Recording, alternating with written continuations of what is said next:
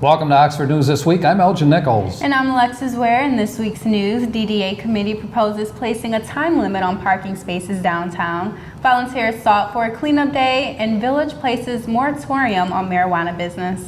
Stay tuned and learn more about these stories and others. The Oxford News begins right now.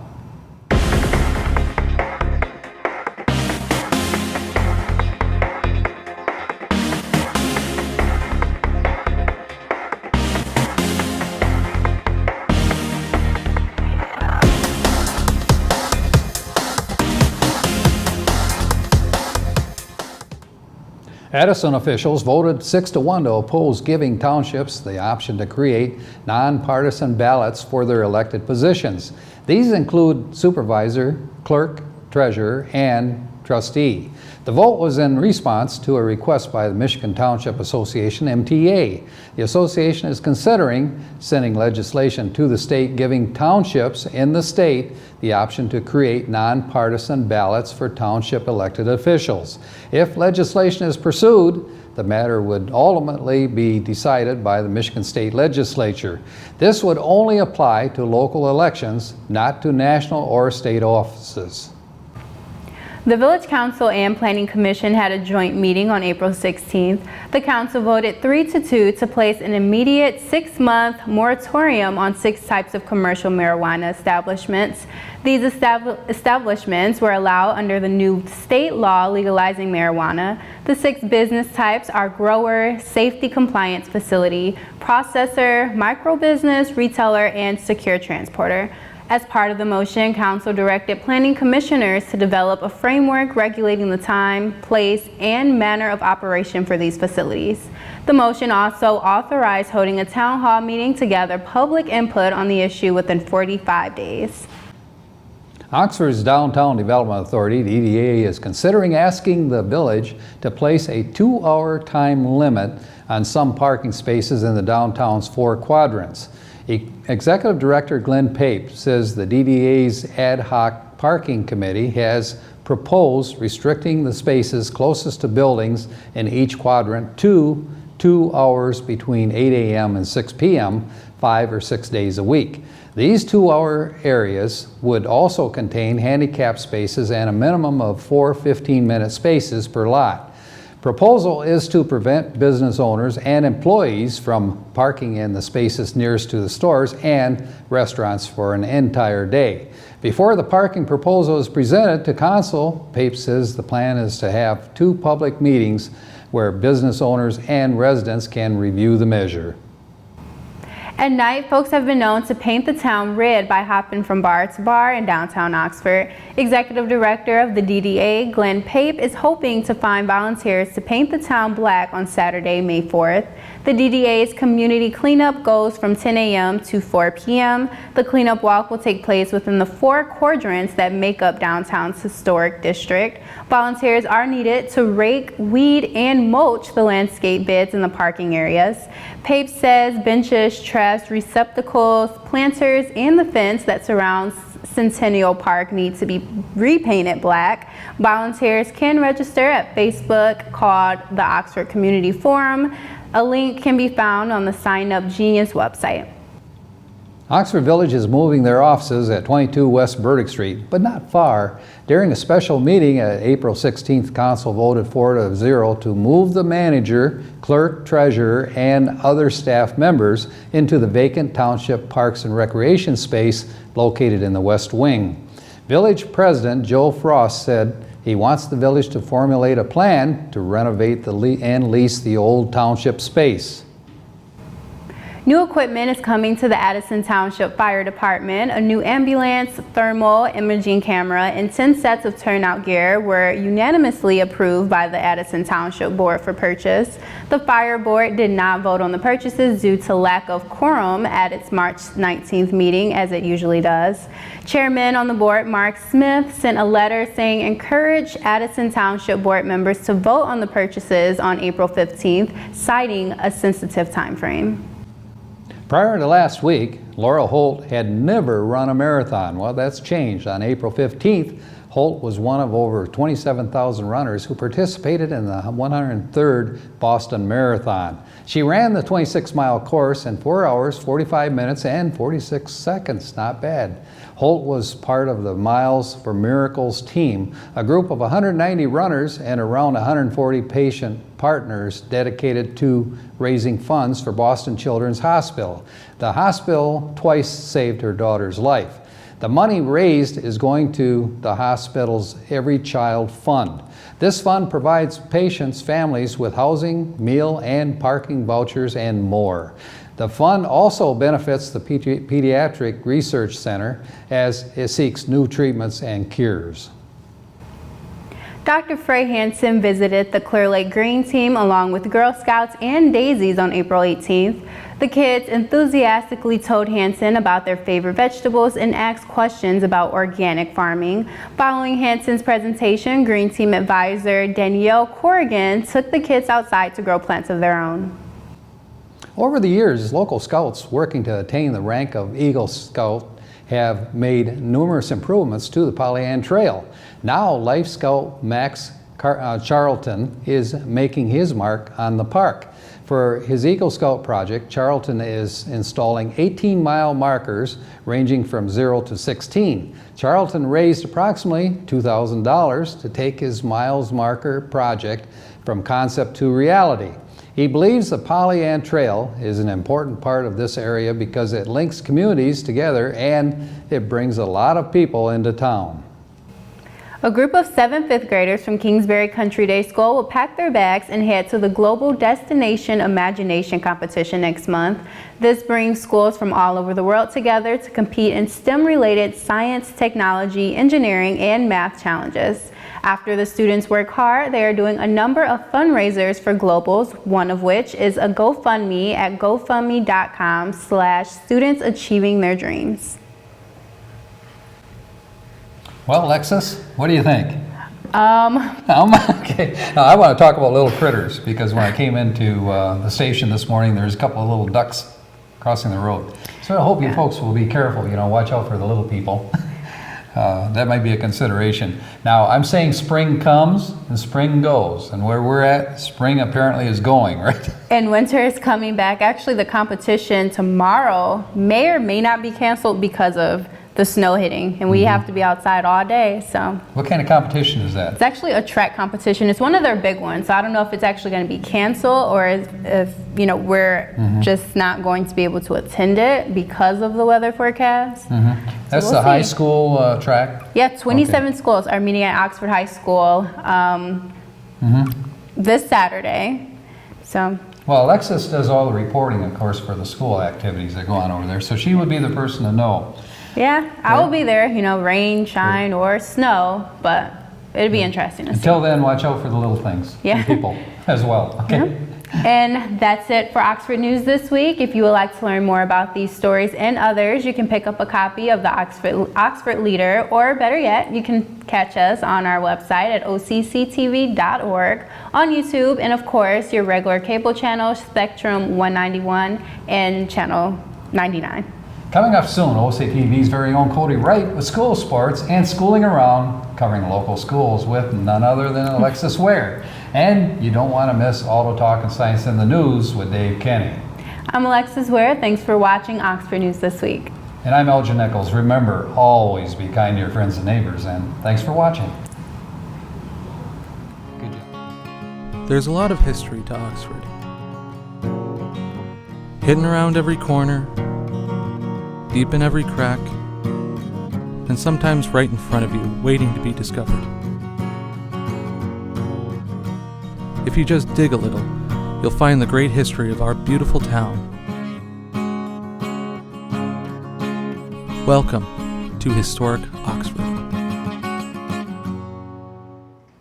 Welcome to Science in the News. I'm Dave Kenny, and these stories are taken from the publication New Scientist. In our first story, 4 million cases of childhood asthma globally could be attributable to nitrogen oxide from traffic pollution every year. Pollution from vehicles may damage airways, leading to inflammation and the development of asthma in children who are genetically predisposed to the condition. Although it isn't certain which pollutant is responsible, previous research has suggested that exposure to NO2 is key, and traffic emissions can contribute up to 80% of ambient NO2 in cities. Ploy Achakulwicit at George Washington University in Washington, D.C. looked at global data on NO2 concentration and asthma rates to estimate the number of new cases in children between the ages of 1 and 18 that could be related to traffic pollution. Out of the 194 countries, they found that the UK had 24th highest proportion of new asthma cases that could be attributable to traffic pollution. This related to 23% in Manchester and 29% in London. South Korea topped the list with nearly 1/3 of new diagnoses linked to NO2 exposure. The US was 25th position and India was 58th. The team found that 92% of cases of childhood asthma attributable to exposure to traffic pollution occurred in areas where the average NO2 concentrations below the World Health Organization guidelines of 21 parts per billion. Our findings suggest that the WHO guideline for an annual average of NO2 concentrations might need to be revised, and that traffic emissions should be a target to mitigate exposure, says team member Susan Annenberg at George Washington University. Policy changes can help improve traffic-related air pollution, says Achakulwicit. Recent examples include Shenzhen's electrification of its entire bus fleet and London's ultra-low emission zone congestion charges, she says. And in our next story, we have peered into the abyss for the first time. The Event Horizon Telescope, or EHT, which uses a network of telescopes around the globe to turn all of Earth into an enormous radio telescope, has taken the first direct image of a black hole. The light that makes up the image is not coming from the black hole. Black holes do not emit any light, hence the name. Instead, the image shows the black hole silhouette against a background of hot, glowing matter that is being inexorably pulled in by its powerful gravity. In 2017, the 8 telescopes of the EHT collaboration observed 2 supermassive black holes, one at the center of our galaxy, which is called Sagittarius A, and the much larger behemoth at the center of another galaxy called M87. This image shows the black hole in M87, which is 55 million light years away. We're looking at a region that we've never looked at before, a region that we cannot really imagine being there, says EHT scientist Heino Felke at a press conference in Brussels. It feels like looking at the gates of hell, the end of space and time. M87 is easier to observe because while it is much further away than Sagittarius A, it is also much bigger and it has less material swirling around it. The image may be blurry, but it has an incredible technical feat requiring observations all over the world with very best radio telescopes. We've repurposed the entire Earth as a radio dish. It doesn't get better than that unless we put something on the moon, says Priyamvada Naratajan at Yale University. We are at the limits of our equipment and what we can do. The ring of light around the black hole looks a little lopsided, which is as expected. This comes from a prediction of Albert Einstein's theory of general relativity that the powerful gravitational pull of a black hole will actually bend light around it, making the light skimming the side of the black hole that's rotating towards us appear brighter than the light on the side that's spinning away. Images of the event horizon are particularly important when it comes to testing general relativity, which governs the behavior of science, of gravity, that is, and very large objects. We know that it does not mesh with theories of quantum mechanics, which describes the very small and the very edge of a supermassive black hole where gravity is more intense than anywhere else in the universe that we know of, and it's the best place to stress test that disconnect. And this is the first direct evidence that event horizons actually are real. The event horizon is very tantalizing because once something passes the event horizon, it seems like we can't know anything about it, says Natarajan. It is the limit of what is known and what is unknowable. We have been studying black holes for so long that sometimes it's easy to forget that none of us have actually seen one, says France Cordova, the director of the National Science Foundation. Well, that's it for this edition of Science in the News. I'm Dave Kenny. Stay tuned to Oxford Community Television.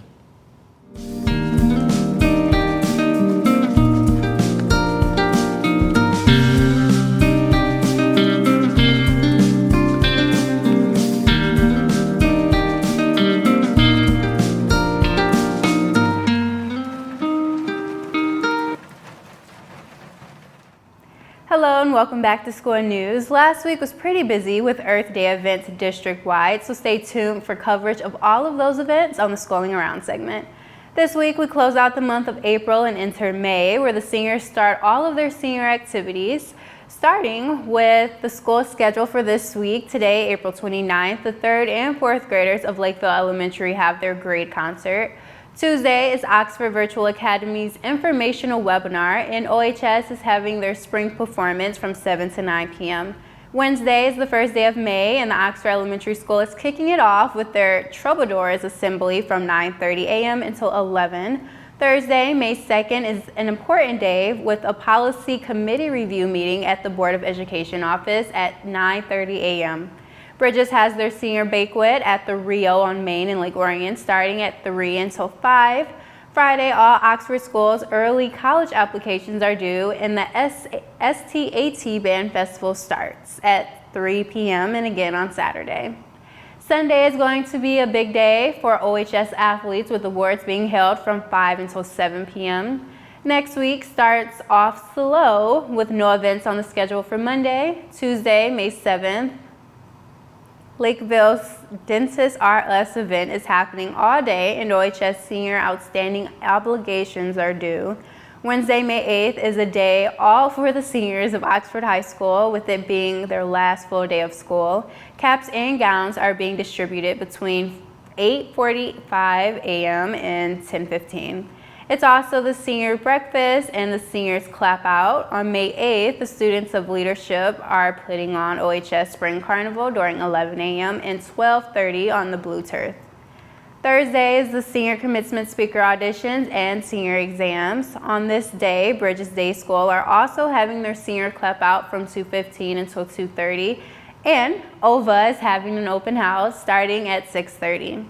Friday is the second day of senior exams. It's the seniors' last day at Bridges Day School, and they're hosting their prom. Leonard has muffins for moms from 8 to 9 a.m. and their Pride Assembly from 10:30 until 11:30. All elementary schools have half days on this day, so check with individual schools for specific times. And Oxford High School is having their prom at the Paluzzo Grand in Shelby Township. A lot to look forward to in the coming weeks for the entire district, including Kingsbury Country Day School, who has segments coming soon to the Schooling Around show, so stay tuned for that. But until then, here's Cody Wright with School Sports. Do you love your community? So do we. Tune in our community access Monday through Friday, 9:30 and 1, and again at 7, Saturday at 9:30 and again at 7:30, and Sunday at 7. From new businesses to special events and everything in between, join the station that cares about our community. What's going on, Wildcat fans? Cody Wright back here once again for this week's Sports Report. It's been a great spring season so far, and we still got quite a bit left to go. Anyhow, let's dive right in and see how things went this last week. First off, boys baseball took on Clarkston, both JV and varsity on the 22nd. Varsity taking the win at home 5-4, very close game. JV on the road falling 3-0. Both teams then turned around and faced one another the very next day. Varsity now falling 13-2 here at home, and JV falling once again on the road 9-4. Like I said, though, this baseball team's been playing well this year. Like I said, varsity this week only split the week, 1 win, 1 loss. JV struggled a little bit, but we do have a very strong club, so make sure you get out there and support these great athletes. On the flip side, the boys lacrosse team looks phenomenal. The varsity team currently holding a 6-2 record. Both varsity and JV took on Stony Creek here at home. JV taking the win by very slim margins, 1-0, which is very rare for lacrosse. It's usually a very high scoring game. Varsity took the win by a much greater number, 13-3. Matthew Pullman had 6 goals on the night. Logan Vachon with 3. So between the two of them, they had 3 hat tricks. The team played great, though. Let's not forget our defense and midfield. We don't want to look past those guys because it's a team effort. This team is phenomenal with our new coaching staff this year. A lot of young guys. It's certainly going to be a fun road ahead for these guys, so keep an eye out. And last but not least, the girls lacrosse team also took on Stony Creek on the 22nd on the road. both JV and varsity taking the win 8-7. On the 24th, both clubs then traveled to Royal Oak and took them down, varsity taking the win 16-9 and JV taking the win 12-1. It certainly was a good week for the Oxford lacrosse program. Even though boys and girls lacrosse are quite different, I think it's safe to say that these girls have an exciting season ahead of them. On a side note though, the Oxford Athlete of the Week is girls lacrosse senior Josie Kane. She's been a part of the squad for the last 4 years. Big name out there. We look forward to continuing watching her performance and the rest of these girls. Next week, we'll have more on these sports as well as the results and some footage of the track meet we are hosting over the weekend at the high school. There's about 20 schools coming out, so it should be fun. We also have a lot to look forward to after our spring sports end. We have the Rec Softball League here at Seymour Lake Park, the Lacrosse Lax Bash, and of course the Tough Mudders. Our summer schedule is closer than you think, but we don't want to look past our spring. It's right in our laps and we don't want to let go of it just yet. Anyhow, that's going to do it for this week's sports report. For any more info on these events and more, go to oxfordathletics.org. Plenty of game breakdowns, statistics, and more all right there for you to check out. Once again, that is oxfordathletics.org. While you're at it, might as well check us out at occtv.org. All of our coverage of these events and more can be found on our YouTube page, which you can access through the website. Once again, that is occtv.org. I want to thank you all for watching and remind you to tune in next time. But until then, I'm Cody Wright. Go Wildcats!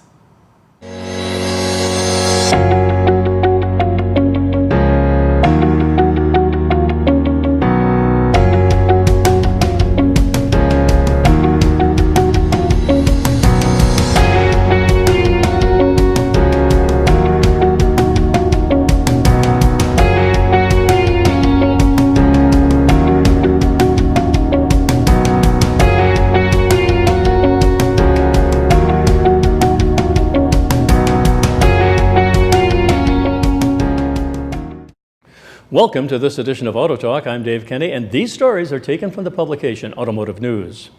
In our first story, General Motors Chevrolet division will unwrap the next generation Corvette featuring a mid-engine layout for the first time in July. While the car has been photographed undergoing road tests for months, it's the first time Chevrolet has confirmed plans for the next generation of the venerable sports car. GM President Mark Reuss, who also heads up the automaker's global product development programs, posted an image of the 8th generation Corvette, the C8, on his Facebook. Chevrolet said the next generation Corvette will be revealed on July 18, 2019. GM Reuss said is commemorating the 50th anniversary of the launch of the Apollo 11, which entered the moon's gravity on July 18, 1969. 2 days later, astronauts landed on the moon. Chevrolet calls the next generation Corvette the most anticipated Corvette ever. It's the sum of each generation before it, and Chevrolet said, but it will stand alone as the new standard of performance. Chevrolet also released several photos of the next Corvette camouflage driving through New York City with General Motors CEO Mary Barra at the passenger seat.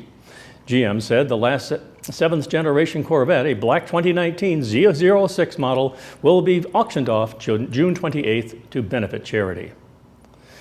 And still at General Motors, driver's assistance systems such as Nissan's ProPilot Assist and Tesla's Autopilot continue to proliferate. But General Motors Super Cruise takes the technology to a new level of safety, redundancy, and hands-free capability.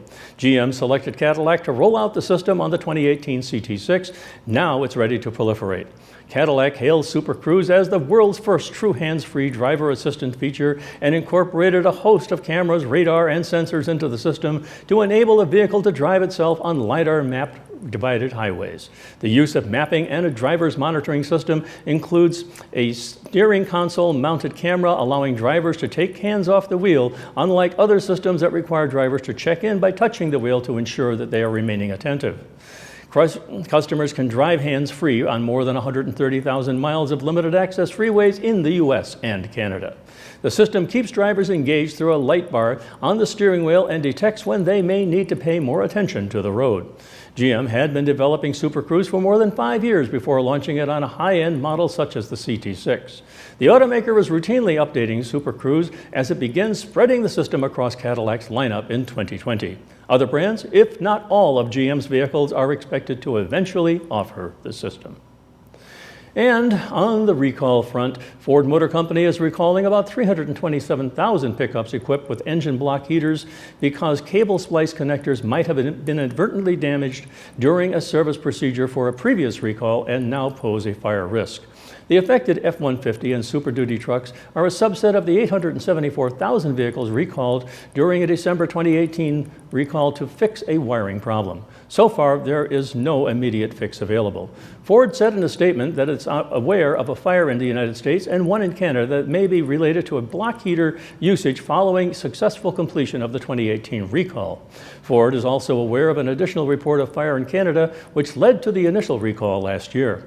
There are now about 131,000 affected vehicles in the United States and federalized territories and about 197,000 in Canada being recalled for the second time.